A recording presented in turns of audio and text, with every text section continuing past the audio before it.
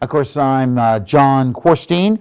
I'm Director Emeritus of the USS Monitor Center here at the Mariners Museum and Park. And today I'm going to talk about one of those three ironclads that were introduced at the very beginning of the war by the Union. And only is odd that the Galena is going to be actually put forth by a man known as Cornelius Bushnell. And because Bushnell is working on the Galena, he has to prove to what is called the Ironclad Board, which is a board that was set up by the US Navy. Because, you know, in June of 1861, war just started, and all of a sudden, the Northerners are hearing all about the building of a Confederate ironclad right over there in Portsmouth, Gosport Navy Yard. And so they don't have any ironclads. So what are they going to do? Well, the odd thing is they put an RFP out in the newspaper, says, hey, submit bids on building ironclads, you know. And so the Confederates know we've got to really beat the clock on this one. But the Galena is a ship that is going to be part of the tremendous political machinations that happened during the Civil War. And we'll learn that it is going to be a vessel that never meets its expectations, which is a real bad thing for a ship like this. The Galena, of course, is going to, you know, the Congress appropriates $1.5 million to build ironclads. They select three designs. The first design they actually accept, believe it or not, is going to be the Galena. Why is that? Because the man who is promoting the Galena, a man known as Cornelius Scranton Bushnell, he was an entrepreneur, he was a railroad magnate, he was all those things that bring a lot of money and also political power. He's from Connecticut, so therefore he's friend with Gideon Welles. And Gideon Welles, of course, is Secretary of the Navy. So Bushnell learns all about this planned building of ironclads, and so he sought a contract for building what is known as the steam screw Undella class gunboats. He builds one at one of the shipyards he's a partner with, known as Charles Mallory and Son of Mystic, Connecticut. Now, with great forethought, he then contacts a man known as Samuel Hart Pook. Now, don't mix him up with his father, Samuel Morgan Pook, okay? And that always makes it real confusing. But his father's the designer of the city-class ironclads that are used on the Mississippi River. Samuel, his son, is going to actually be noted for building clipper ships. In fact, one of his clipper ships, the Red Jacket, held the speed record for the New York to Liverpool run, as well as the Liverpool to Melbourne passage. Okay? Now, I got to tell you, Pook is not a designer of ironclads, and therein's going to lie the problems with the Galena. And now, Bushnell knows the need to produce the ironclads as rapidly as possible. And so actually, as soon as the bill is passed by the Senate, and no one's ordered any contracts, Bushnell lays the keel for the Atlanta at Maxim Fishing Company in Mystic, Connecticut. Now, the Ironclad Board said, okay, that's fine. You know, they're kind of being told, and this is the politics of the world, is that I know Gideon Welles, I can send him a little note, and he knows Abraham Lincoln, and so I'm going to get a contract, you know, and nothing has changed, I have to say. And so The Galena's original design is going to be a schooner-rigged corvette with 3 masts. And this is showing it after, it goes through a lot of changes, I have to say. Bushnell's laid down his vessel in July of 1861, but it is an ironclad, and therefore we're trying to figure out how to best protect the ship. Now, we think about the Monitor. It has 8 layers of 1-inch iron plate. We think of the Confederate ironclad, the Virginia. It had 2 layers, a 2-inch iron plate. So that's rolling plate that will be 8 feet long, and then it's wrought iron, and it's got to be attached to the vessel. But that's the technology of the time, could not go beyond rolling 2-inch iron plate, which is a big trouble. So this is a view of the Galena after they take the armor off. But I'm going to tell you that originally designed that the ship's sides were going to be protected by wrought iron plates 2.5 inches thick, backed by 1.5 inches of Indian rubber and 18 inches of white oak. Now you ask about the rubber. Well, it is taken out of the design because Flag Officer Joseph Smith, the chief of the Bureau of Docks and Yards for the US Navy, also who is on the Ironclad Board, was saying this is not good enough armor. And so they decide to take out the rubber backing and add another 5/8 inch of iron plate. This caused both Smith and Pook be concerned that the ship could not support the weight of its armor. So they modify the ship in the shipyard so that it becomes much larger, the deck plate, because they're worried about the weight that the ship can handle. And that's a big issue. And so they put a 1/2 inch of iron over 2.5 inches of wood on the deck. That's going to be one of its great flaws, is because of plunging shot.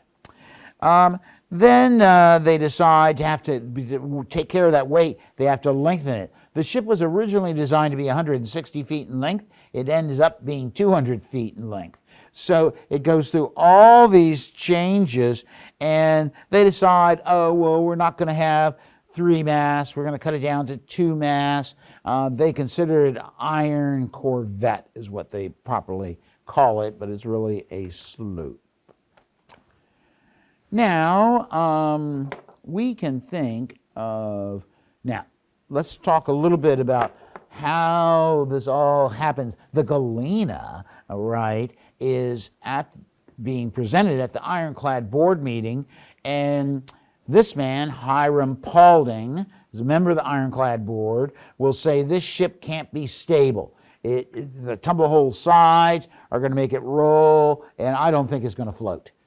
So Bushnell says, look, I'm a businessman, and so he is going to go back up to New York. That's where he meets John Erickson. Erickson says, yeah, I'll float, and that's where the Monitor shows up. You know, he shows him a model of it. Bushnell goes down, and he's a very happy person because he calls, or not doesn't call, sends a telegram to Gideon Wells saying, look, I got this really great design that you need to approve. And so the long and short of it all is that when they placed the model on the table, they said, if I believed in idolatry, I'd take it out and worship it. However, Wells has contacted Lincoln. Lincoln comes in and says, wow, it's like the country girl who first puts her foot in a silk stocking and exclaims, there's something in it. So they said, damn, we don't like Erickson and all that. So Erickson's involved with 2 of the 3 ironclads. Bushnell is involved with 2 of the 3 first ironclads. The big thing is Bushnell has one successful ship and then one that is a tremendous failure. So the Galena has a tumble home design, which we can't see here. I'm going to go up so we can see it. Wow. There you go. So that tumble home, you see how it curves? Now the whole idea there is to help deflect shot. However, it is not at a proper degree to deflect shot, and there's going to be several other issues with this vessel. And if you notice, you can see the tampions down at the bottom of the picture. That's where a shot went through. So I think we just have to realize that it was a bad concept. Now, Gideon Wells pushed forwards this. They also are going to be building what is known as the New Ironsides, which is a copy of the French La Gloire, which is a French ironclad, the first ironclad frigate. So to make the Galena plate work, or protection work, it was necessary to build armor up in layers. Now remember, Erickson is using 1-inch iron plate and attaching each plate to each other. So you can actually see when you look at the turret how that works. Bushnell opted for what is known as rail and plate system. That looked very impressive when you look at it on paper and everything, but it also seemed very complicated, so therefore it's got to be good. This is the mind of these people. However, it did not work so well. The lower rails, also called chairs, were 5 inches in width and overlapped about 2 inches on their longitudinal flanges.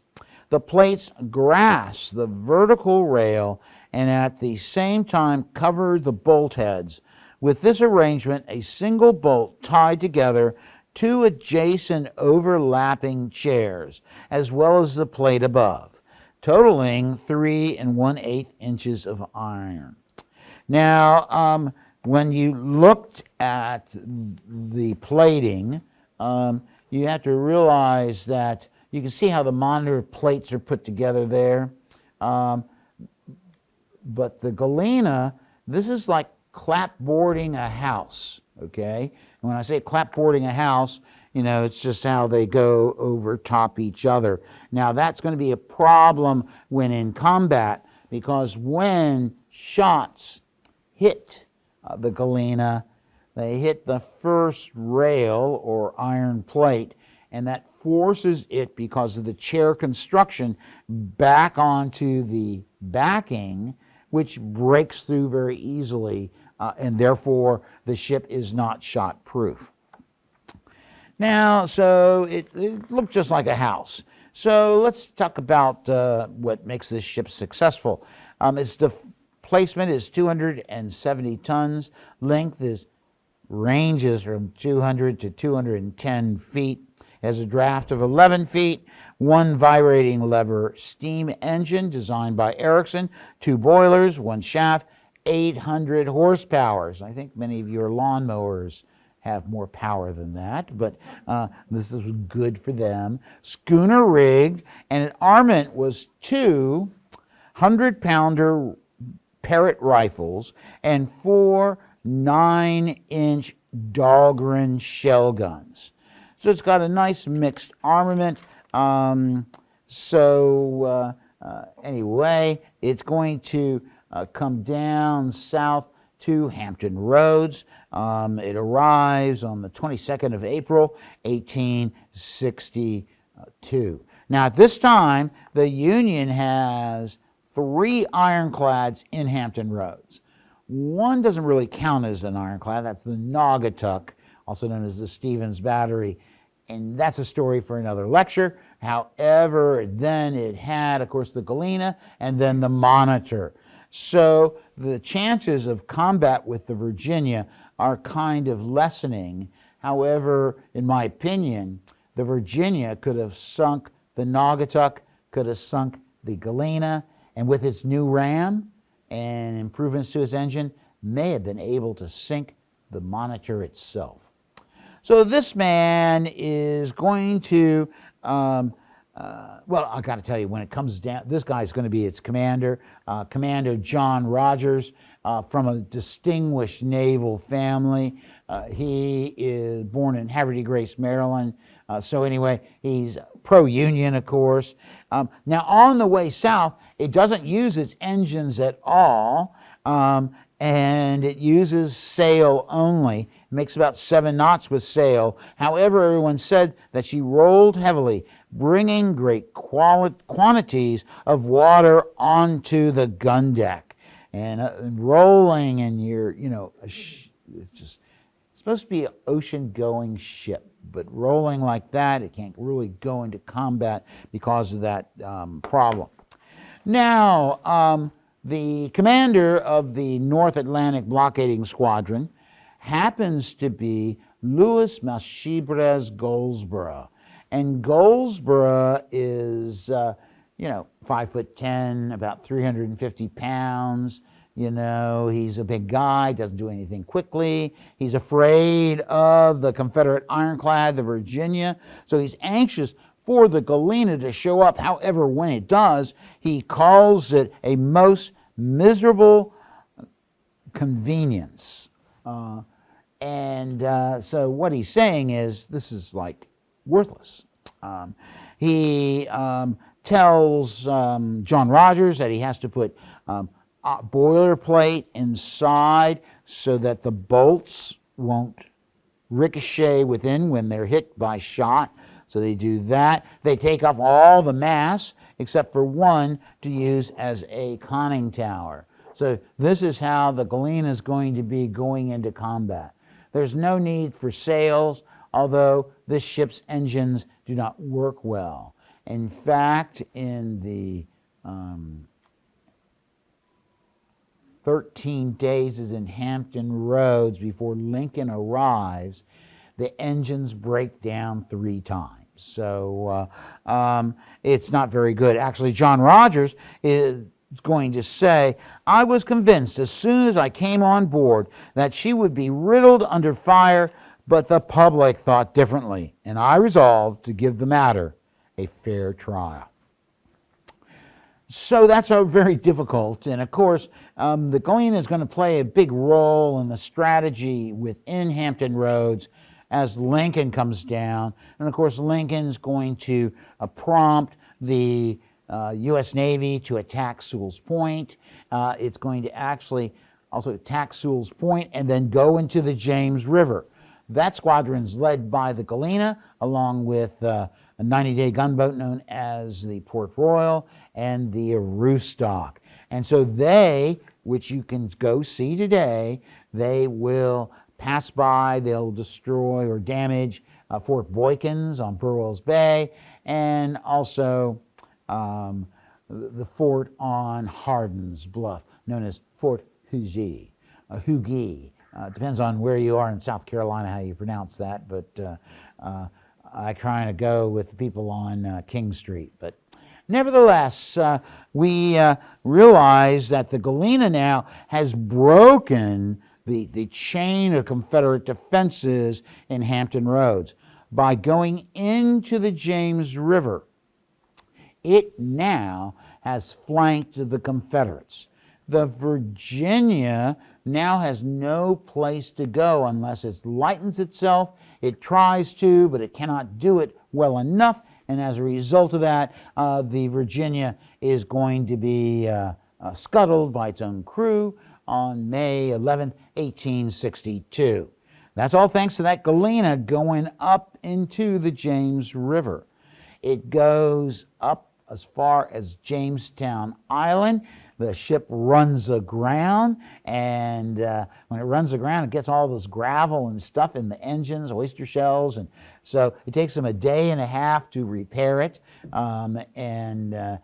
So you can well imagine the Galena now is waiting. Now it's May 13. Okay, now the Monitor comes into the James River and is going to proceed along with the Naugatuck up the James River all the way to Richmond, they think. you see Richmond is undefended. And the Confederates realize this at the very last moment, and they start building what is known as Fort Darling on Drewry's Bluff. This is one of the companion ships that are with the Galena and the Monitor. So they will run into serious problems at what is known as Drewry's Bluff. Now, you actually, all these forts I just mentioned, you can actually go and visit.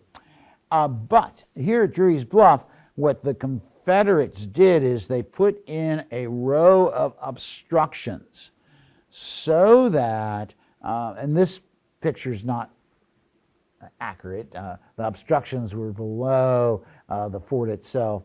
Nevertheless, you can see the Galena in the foreground. Now, the Galena is going to show up near Chaffin's Bluff on May 14th. As a result of that, Rodgers says, well, we are going to have to attack despite the obstructions. If we defeat the fort, we then take those obstructions away, and we'll be in Richmond. Richmond is eight miles away from Drewry's Bluff. In other words, this is part of George Brinton McClellan's Peninsula Campaign. So McClellan, by May 15, is beyond the Chickahominy, slowly moving up towards Richmond. And this is, he's closing in on the city. The Navy now has the opportunity to go past and actually shell.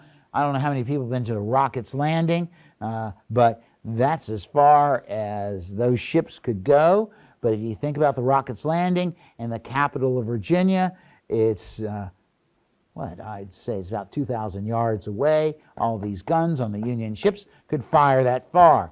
So we recognize there's a huge trouble. So on the morning of May 15, 1862, the Galena will lead a squadron in. They actually come in line, not like it appears here, but you can see the Galena in the front and center. Now, the Confederates are watching, as these ships come. They know that they've got to do something to stop the Federals from going past their fort. So they will, of course, watch as the Galena, the lead ship, in fact, it's the only ship that can properly elevate its guns to fire on the bluff, which is 90 feet high. And as consequently, the Galena comes into position, and Charles Hasker, who used to be in the Royal Navy, used to be in the US Navy, was on the CSS Virginia. He watches Rodgers bring his ship into position, and he says it's the most perfect example of seamanship I've seen throughout the war. So, in other words, once again, Rodgers wants to prove that his ship can win the day, or prove that this is the wrong type of iron plating. So this battle is actually going to begin around 7:30. The first Confederate shot actually pierced the sides of the Galena. I've got some quotes about that I'm going to share. So basically, we see here that, whoops, I wasn't supposed to do that yet. We see here how the Monitor is trying to come up. The Monitor can't elevate its guns, so it only fires 3 shots. But you can actually, when you look at the turret of the Monitor, you can see where a Brook bolt goes in 3 inches into that turret from, a 300-yard distance. So the Confederates know where they're shooting. The Galena, basically was battered very badly. It was struck by 43 projectiles, right? Just think of that. This is from 7:30 until 11:30. The iron plating just cannot hold. It's going to be penetrated 13 times during the engagement. A telling shot hit it at 11:05, where the shot will hit as a powder monkey is bringing a cartridge towards a gun. There's a huge white puff of smoke. All the Confederate gunners says, "We got it," They all tried to take claim for damaging that. And so the Monitor, or the Galena, now is in serious trouble. It is almost fired all of its ammunition. And so basically, the Galena will back down river because it is almost out of ammunition. In fact, William Keeler of the Monitor will go on board the Galena. And he will say it looked like a slaughterhouse of human beings. Here was a body with a hand, one arm, and part of its breast torn off by a bursting shell. Another with the top of his head taken off, the brains still steaming on the deck. Partially across him lay one with both legs taken off at the hips. At the little distance there was another completely disemboweled. The sides and ceiling overhead, the ropes and guns were splattered with blood, brains, and lumps of flesh, while the decks were covered with large parts of half-congealed blood and strewn with portions of skulls, fragments of shells, arms, legs, pieces of flesh and iron, splinters of wood, and broken weapons were mixed in one confused mess. Now, I should not have told you that because I don't know how many have already had lunch, but that is a dire description. Because I want you all to think the Galena, because it's protected by its armor plating, is really a gun room that's operating against Drewry's Bluff with 3 guns. Now, this battle is slow because, it takes, to reload a 100-pounder Parrott, it takes about 7 minutes. And so your problem is that the Confederates will fire down, the Federals will fire back, but as soon as the Confederates fire, they go down into their bomb proofs, in other words, shelters, and they go in there. So they suffer very few casualties. Actually, this battle does not result in many casualties. But it is the one thing. Now, Rodgers sends a telegram to McClellan, "Hey, you need to send some troops over here, because if you send a division of men, we'll capture this place, and then we'll be in Richmond." McClellan responds, "I'm a little busy now," or something akin to that. So in other words, it wasn't his idea, so he didn't care about it. Now, what we are facing with is the Galena. The Galena is going to, the Confederates write a little song about this battle. The Monitor was astonished, and the Galena was admonished, and their efforts to ascend the stream were mocked at, while the dreaded Naugatuck, with the hardest kind of luck, was very nearly knocked into a cocked hat. So, the Confederates say, yay, we won this battle. But because of what McClellan is doing, the Galena needs to stay in the river, and the Monitor as well. And they actually will be involved in several minor actions. They will support McClellan when he makes his move from White House on the Chickahominy, White House on the Pamunkey, all the way over to Harrison's Landing on the James. It is the Galena that provides support.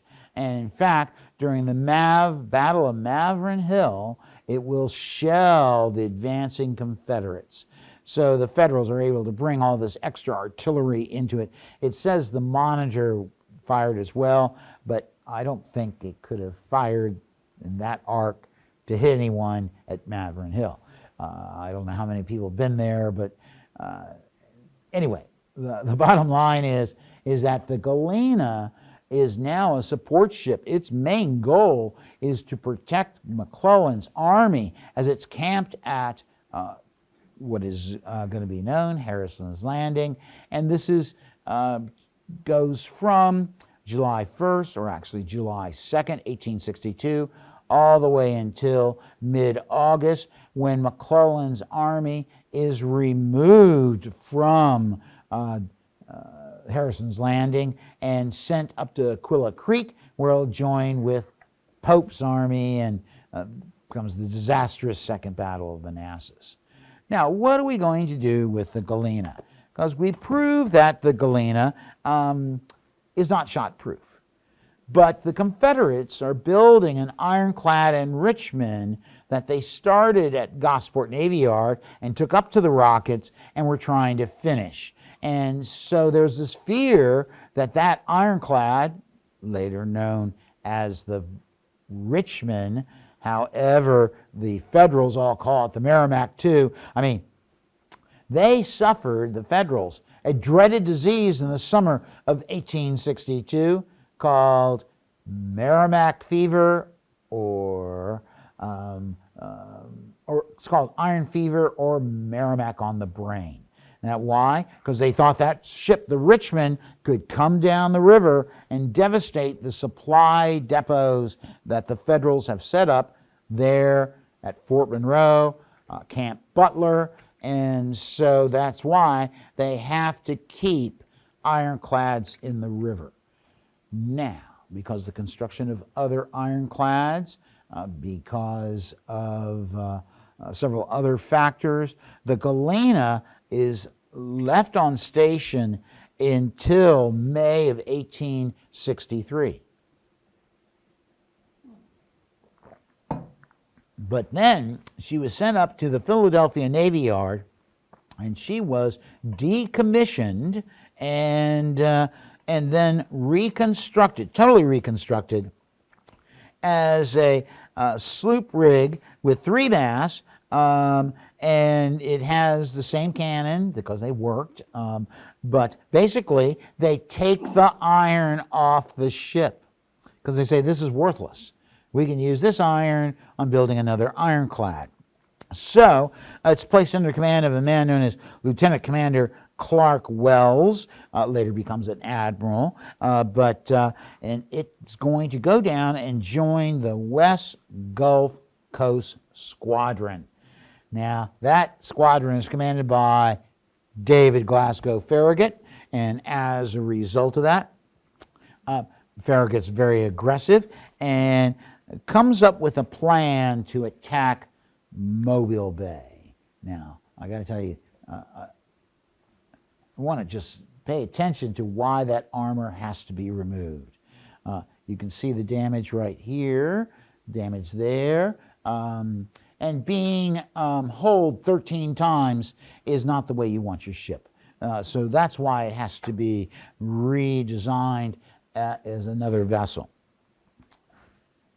Now, this is taken somewhere, we think it's the Gosport Navy Yard, after she comes down. She looks totally different, doesn't she, from when she fights at Drewry's Bluff. And you can see the 3 masts, and so she's going to be assigned to the West Gulf Blockading Squadron. I have to get that out right. And basically, the squadron has one purpose, and that purpose happens to be to capture Mobile Bay. And they're faced with powerful Confederate forts like Fort Morgan and the Confederate ironclad, the 6-gun CSS Tennessee. Now, this is a big deal. How are we going to go past them? So Farragut comes up with a concept where he is going to bring 4 monitors close in towards the shore, right near where some torpedoes are, and then the wooden ships are going to come in, actually led by the Richmond, and the Richmond will be lashed to another ship. In fact, every wooden ship is lashed to another wooden ship. and the Oneida is going to be lashed to the Galena, and they're last in line, right? So as they pass about where you see the ship, that's the Tecumseh, being blown up, you'll see that the Oneida has a shot that goes through its starboard boiler. That's not a good thing. The ship loses power, scalding water everywhere, and so the ship would have been stuck there had it not been lashed to the Galena. The Galena is able to pull it out of the sights or the gun range of Fort Morgan, and therefore shows up in what is known as the anchorage in Mobile Bay. There we know that the Galena plays no part in the battle with the Tennessee. After the war, the ship is going to be decommissioned. It will be placed at Gosport Navy Yard, Norfolk Shipyard, and there it will stay until 1870, when the Navy breaks up the ship to use its materials for other projects. And that's the sad story of the Galena. Now, what's sad about this story?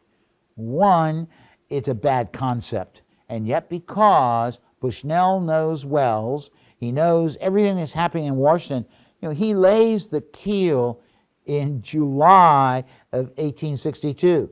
The Ironclad Board didn't get its appropriations until late August 1862. So Bushnell already knew he was going to be able to build this ship. He had built the Undella class, one of the Undella class ships, and he actually said, well, if I'm going to build an iron ship, I'm going to double the cost. And the Navy didn't care then, because they needed these ironclad ships.